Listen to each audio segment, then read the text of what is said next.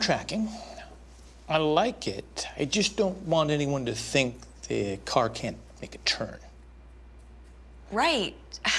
Just in case. Hold up. We could add some corners.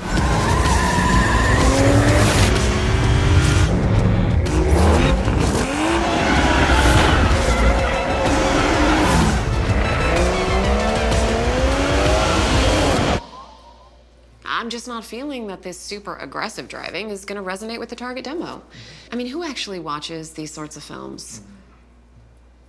Okay, how about this?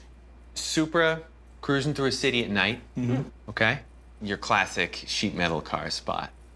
Driver takes a wrong turn. Okay. Sounding good. Sounds better.